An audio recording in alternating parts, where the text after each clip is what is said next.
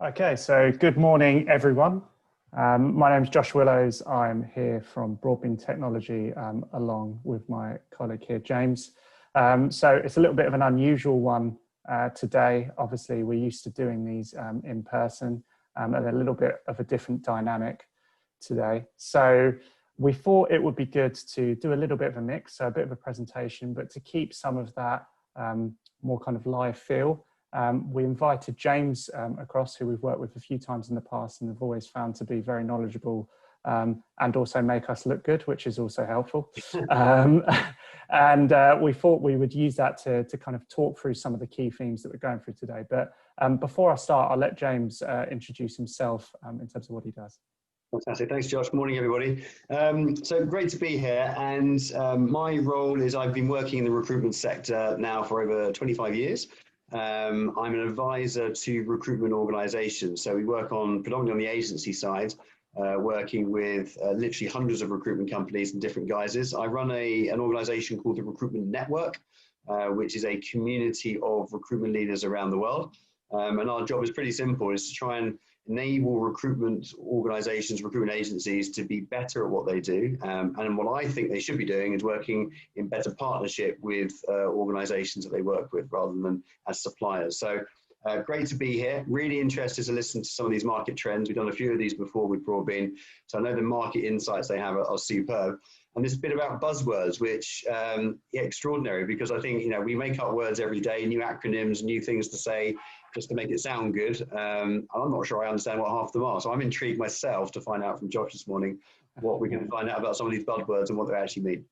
Exactly right. Exactly right. Perfect. So let's crack on. So on that nice segue. So talking about buzzwords and really on that note, we are stuck sometimes in recruitment, understanding, I think, what should be simple concepts. So I wanted to give a nice example. So this word, I had to check this with Alex, our MD, who's Greek, and I still can't pronounce it properly, but it's pronounced or something like iatrogenesis. So normally when I do this live, I'd ask the people in the audience if anyone knew what this means, but I know from doing this a few times, not many do. But it's something actually we would all be familiar with in some way, shape or form. So it's a medical term and put into real simple layman's terms. It's actually a death or real complications as the result of medical error. So when we think about that, obviously iatrogenesis isn't something that's in our modern day or our day-to-day dialogue. And when you think who's filling out these forms, it's often the surgeons, the physicians, the doctors who are actually doing it. And perhaps they have a vested interest in making that seem like iatrogenesis sounds almost like an unusual symptom or something that will come as a result of a disease. But if you actually take US statistics as an example, and you change that word iatrogenesis to medical error, it's the third leading cause of death behind heart disease and cancer. So that's just an example of how using these kind of phrases may make us sound intelligent, but sometimes it masks the truth, and sometimes it actually doesn't help us in our understanding of what something really means. And we do that in recruitment all the time. So probably one of the biggest buzzwords or the biggest things we talk about right now, programmatic. I think it gets to a point sometimes when you've heard it spoken about where it becomes embarrassing if you don't know exactly what it means. So we've taken some of those key themes today, and what we want to do is just kind of demystify them a little bit, try and explain in real simple terms what it is and what they mean. And hopefully as well, just provide some insights that are actionable for us to come away with. So I've picked a few key ones today. And normally I wouldn't start with data. I would start with something far more interesting, of course. But actually, when you look at Broadbean and where we are at the moment with COVID-19, which we can't get away from, I actually think we're very much in a unique place in the market to deliver some insights into this. So in pre-COVID times, we would post around 6 million jobs in any given month. We process around 12 million applications. But what that gives us is a real overview of what's happening in the market and how the market has actually been affected in recent months. So to give you one place to start, these are some of the key markets for us where we operate in, and bits that we've been looking at internally. And as you can see, across the board from March, there has been a downturn. Now, some markets have been affected less so than others.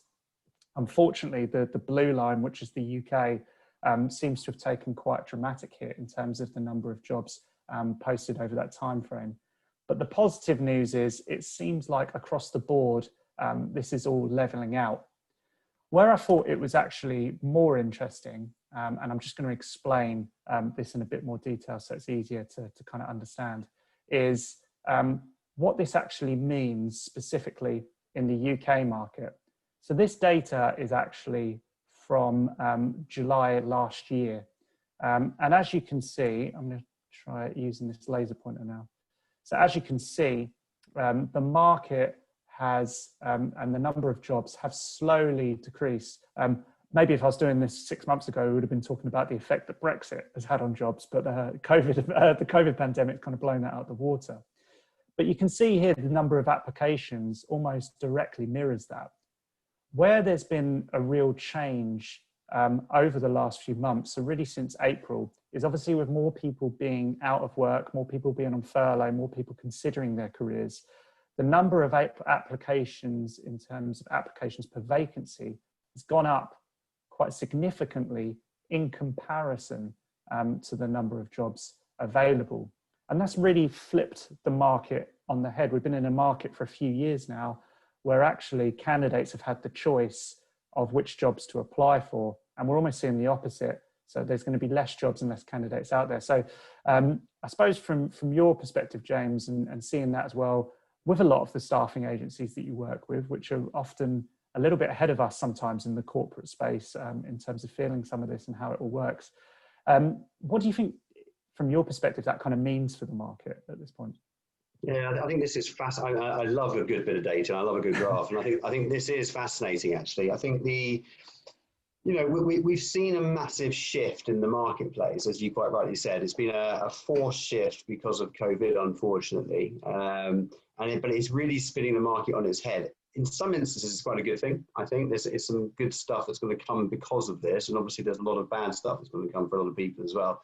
And unfortunately, everyone's predicting more of a K-shaped recovery at the moment. So, some parts of the market are doing incredibly well, some not so well.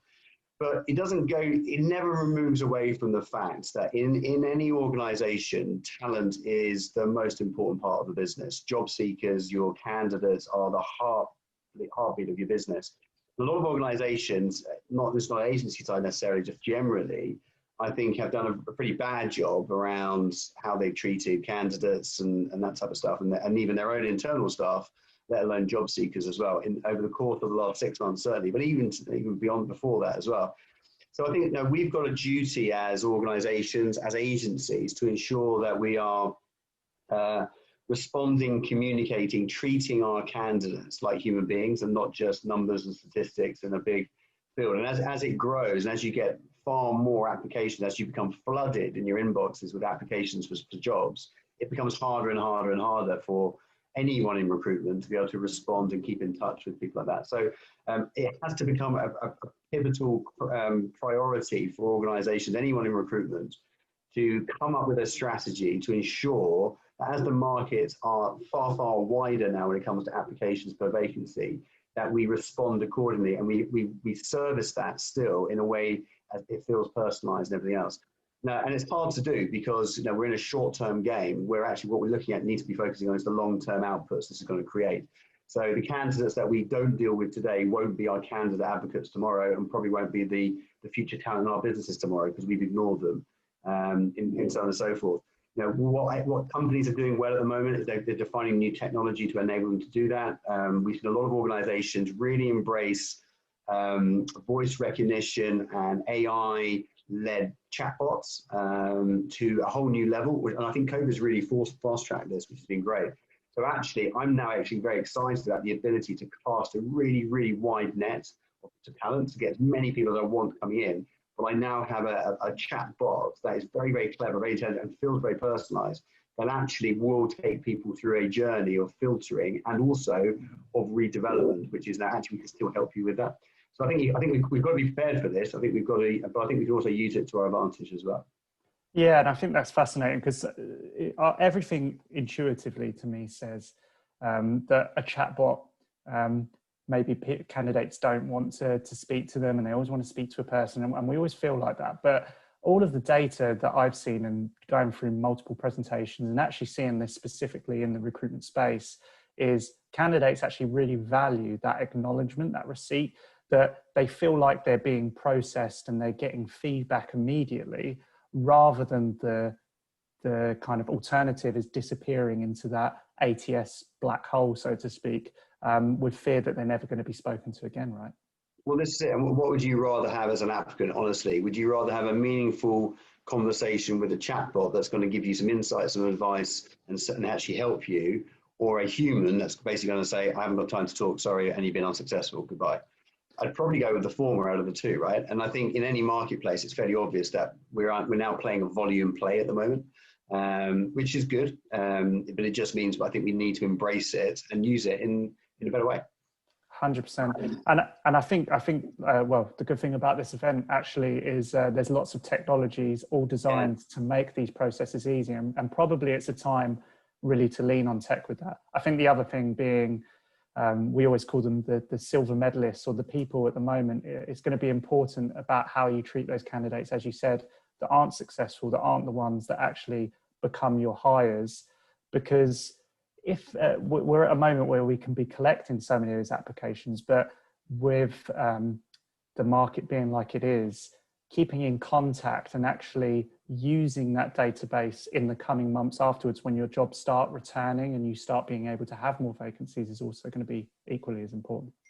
Absolutely. And that whole piece around talent pooling for tomorrow as much as recruiting for today. Absolutely. Correct. Excellent. So that ties nicely in, actually talking about, well, what does that mean for the way that we start advertising for jobs as well, right? So another big buzzword that we're hearing in the marketplace is programmatic. So I just wanted to take a second to explain what that actually means. This is something that's close to our hearts at Broadbean. So some of our new releases are going to be actually using programmatic through the Broadbean system to better manage pay-per performance. But let's just explain a little bit about the different ways that you can advertise on job boards. So what we've been traditionally used to is duration-based adverts. So this will be your reads or your total jobs, where you can put a job live for 4 to 6 weeks, depending on what the job board allows. And during that period, you capture any candidate that wants to apply to that vacancy. We also have slots. So I always use the classic car park analogy with this. LinkedIn, probably the best known one of this. But if you have 5 slots or 5 car parking spaces in this analogy, you can have as many different types of cars or jobs in there, but you can only have 5 at one time. So you always have to replace one at that point. But the new kind of kid on the block, so to speak, or I shouldn't say new kid on the block, because some of them are doing really well and have been for a number of years, but players like Indeed that have really shaken up the game, those are more of your play for performance. So usually that results in setting a budget, and your budget is allocated depending on certain outcomes, usually the number of applications or clicks that you're getting on any individual job. So you're paying per click.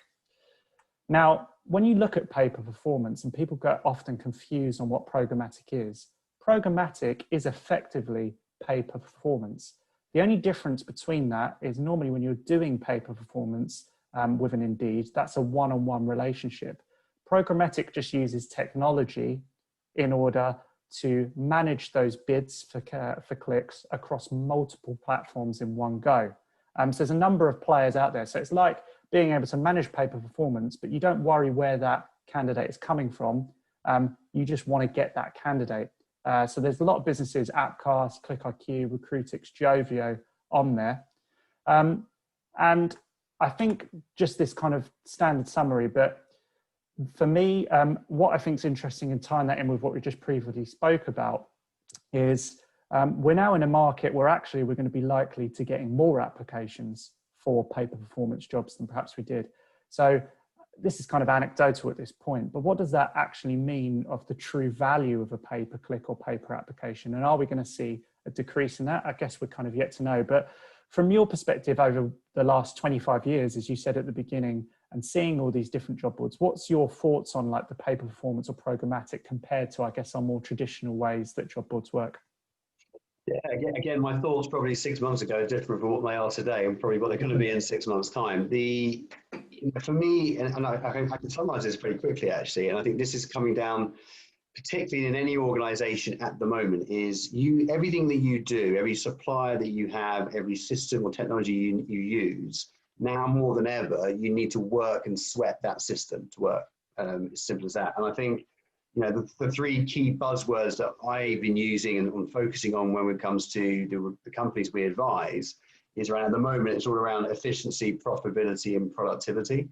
So everything we do has to produce that. We have to be able to value return on investment. So, for me, the idea of paying on outcome is absolutely spot on, because then you can, as a recruiter, it's easier to justify your spend because you're sweating something and it's working. So therefore, I want to sweat it some more. So I like that. I think when sometimes, and it's very similar to marketing, right? You can have this in the world of marketing.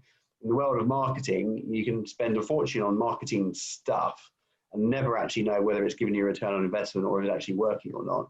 Whereas if you are paying for something based on the output of that marketing delivers, then you're willing to say, well, that works, I'm going to spend more on it. So to me, it makes sense. It makes a huge amount of sense. And I think it's the way to go.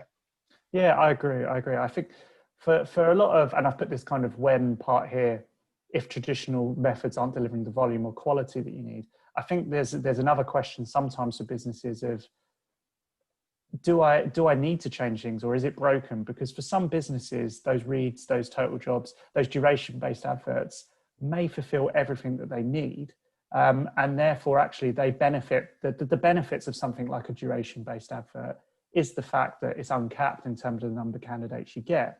However, again, given what we're just saying, perhaps doing something that's more pay-per-click, pay-per-outcome in its own way limits the number of candidates you get. So as long as you're getting the right amount of quality coming through, actually paying to reach a number of application or number of clicks could be a really useful way to make sure that you're getting the right number of candidates for your jobs and not, I guess, overwhelming the in-house team as well. Definitely. And just to add to that, a quick summary of that, with what's happening with COVID, we are in a time of evolution, which is exciting as hell, I think. And I think a lot of organizations across everything we do, whether it be recruitment, different components of recruitment, sales, marketing, everything, we've always benchmarked ourselves in the past on past performance. So that worked before, so let's keep doing it, or that worked before, let's get a little bit more out of it. What COVID has taught us across every part of our business is that we should be benchmarking our businesses against potential, not past performance. And I think when you start looking at some of these things, it allows you to focus on where the potential could be. So, don't always think because we've done it before, it always works, therefore we carry on doing it. It may have worked, but it may be working at only 50% of what it should be doing. And that's the bit, this is where we've got an opportunity to really embrace this stuff. That's why I think paying per performance really does work in this instance. And the absolute benefit of it, again, when you say about that, is it is easy to test. You just need to set small amounts of budget. It's not like you're committed to an annual contract or whatever it might be with a minimum spend. You can really see whether or not it works for you and just trial it in an easy way. Excellent. So I think we've probably got time just quickly to run through one more of the buzzwords, which is one I always find really, really interesting that we keep hearing more. So social advocacy. But when I'm talking about social advocacy, I think I'm also looking at it from an employer brand or a branding perspective as well, and trying to tie all of this back to recruitment. So an interesting analogy again to start with this one. So I use this concept of a £5 note. Now, if you were to go and serve, actually, I've asked people about this and often they think it's a trick question. So some of them say they don't know how much it's worth. But most people in the UK feel pretty confident that they know how much a £5 note is worth. Now, I've had this before where I've played a really interesting video of a gentleman in Stratford who is literally walking around outside the station trying to give people money. So he's just trying to give them £5 and £10 notes. And what you actually see is it's very difficult to give people money for free if you just walk up to them and try and give it, because people always think there's a catch. So the reason I think that's an interesting analogy is what it shows is something that's just so intrinsically holds a value, like money that we see.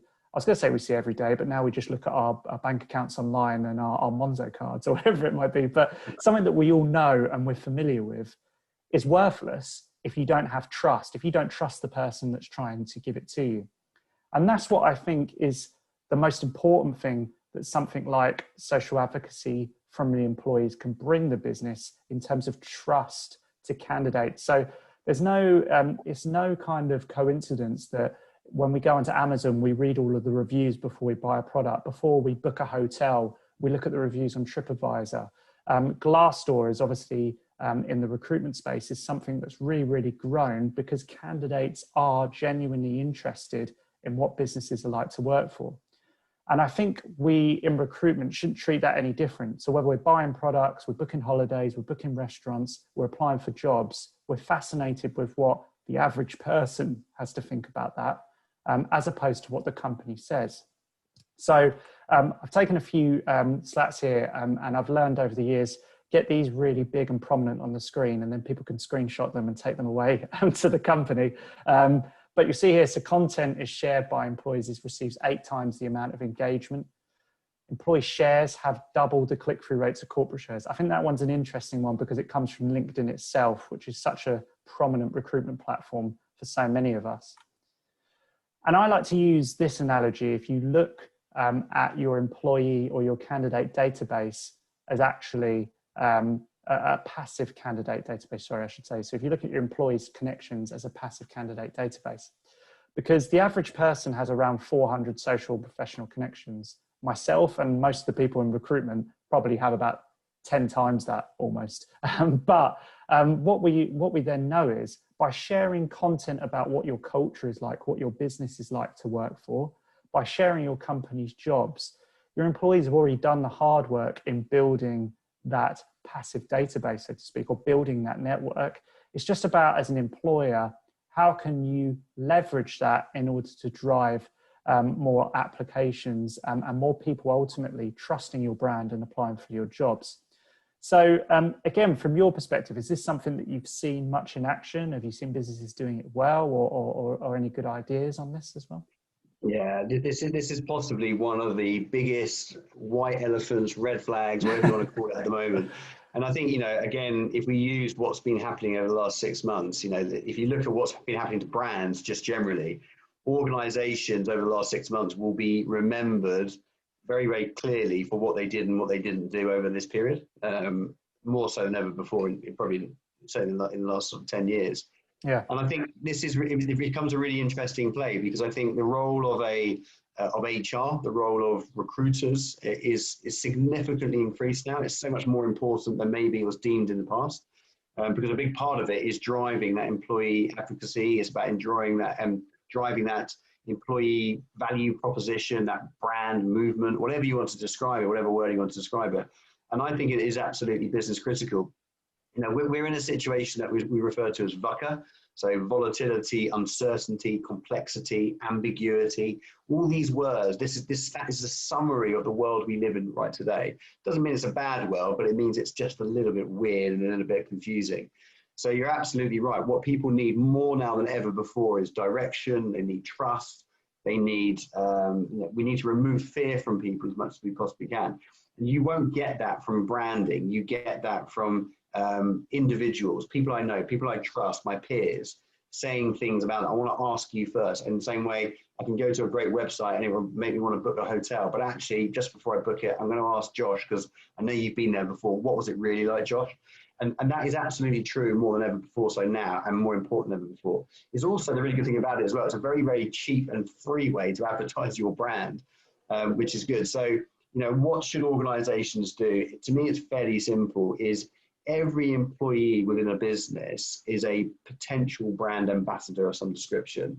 If you've got enough brand ambassadors active in the marketplace, then you create a brand movement, and a brand movement attracts voice, noise, candidates, and so on and so forth. So there's loads of ways that you can do that. One of the simplistic ways is getting your employees to write stories about their environment, where they work, stories about your brand, stories about their experience, stories about how they were treated during the COVID-19 lockdown, how actually furlough was an enjoyable experience rather than a painful experience because of what my employer did. But those true stories, if that people really assimilate to those, take those stories, post them everywhere, and get other employees to share them, like them, comment on them, you create a movement really, really quickly.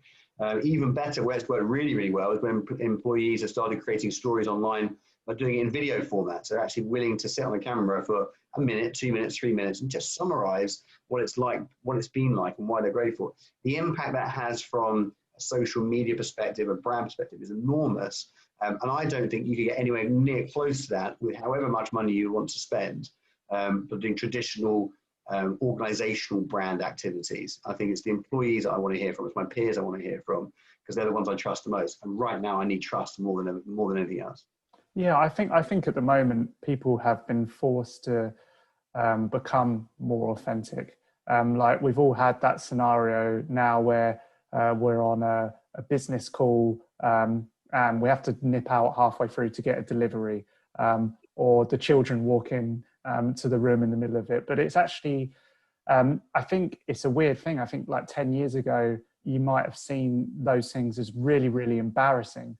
But now it's become more acceptable, and actually we're starting to see people more in their home environments and what they're actually like. And I think you're right as well in terms of culture. I've seen literally it described in this way: as before COVID there was employer brand, after COVID it's how did you treat your employees, or how did you help during this pandemic. That becomes actually your employer brand. And I have to say, the recruitment industry as a whole, from what I have seen, there has actually been, in what is a market, all markets have been affected, but recruitment obviously as well significantly.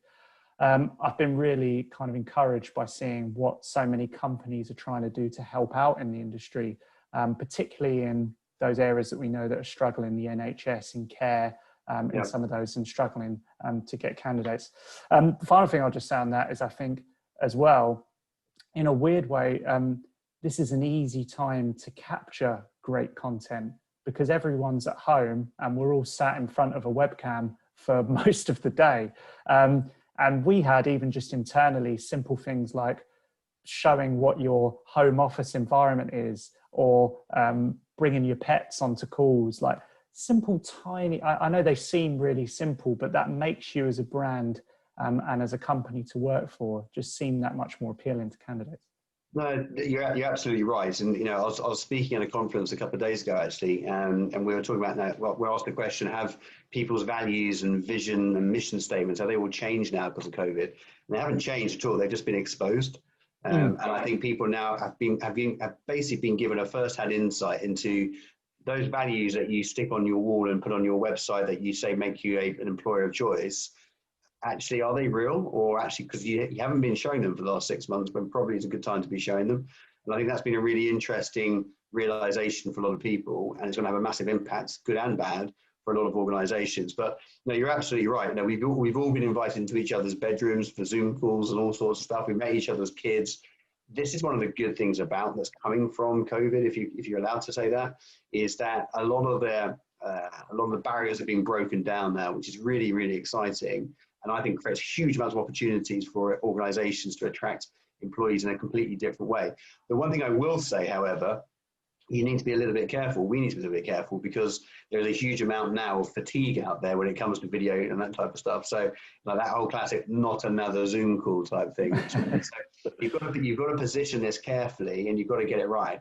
But you're right. In principle, you're absolutely spot on. And I think this is a great opportunity for the smart, savvy recruiters, the smart, savvy organizations out there to use brands and use culture and use employee advocacy as a way of recruiting the best talent in the marketplace. Absolutely convinced by it.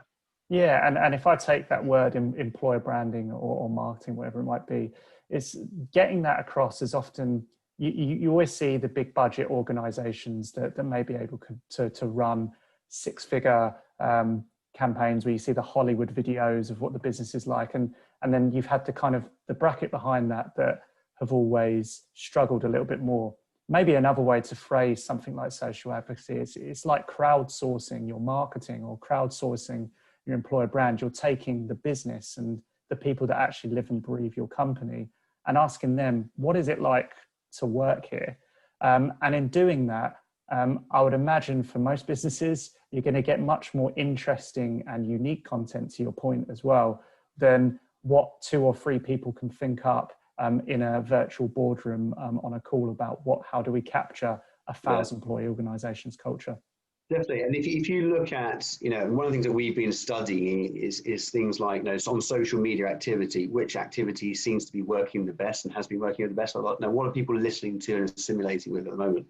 And there's a recruitment organization that we know who, I won't say who they are just in case they don't want me to say, I don't know why they wouldn't, but they, over the course of COVID, they're a tech recruitment business, and they've been recruiting technology staff for the NHS for free, continuously throughout the last 6 months. I mean, it's absolutely brilliant. It's genuine. They haven't made a big noise about it. They haven't, yes, they post out every now and then another placement. That's great news. Thank you, whoever that was. But they haven't made a big noise about it. But believe you me, everybody is talking about it. So because they've done something which is genuine, which is authentic, the word that you used, and people have caught on to that. And right now, people are assimilating with that, and that creates that buzz, that movement, that noise. You'd much rather look at that than maybe look at what a fast food restaurant has or hasn't done because they're trying to flip a few extra burgers and make a bit extra cash. It's 2 very different things right now. One is deemed as crass sales and marketing, and one is deemed as genuine, authentic support for a cause at a time when people need support. And I think, to me, it's brilliant. I love that sort of thing. Excellent. So I'm conscious of time here as well, but I think it's been really interesting just to cover off a couple of those small themes and just talk. I think what's different about, I actually did this presentation, or part of this presentation, in February. And what's interesting is how the whole complexion of it changed, just providing the context of what we've had at this point. So the slides may be similar, but the way and the angles that we went down was completely different. And it was really interesting having your views on it, James, as well. I think also as well, having that foot in the staffing industry, which I think are often ahead of a lot of us in the in-house side. And we can always learn sometimes some of those anecdotes like you're talking about branding and how we can use pay-per-performance advertising, how we can manage candidates better, because they're often doing recruitment at a much larger scale in some respects. So really appreciated your time on the call today and your insights as well. So I think we'll leave it for there at the moment.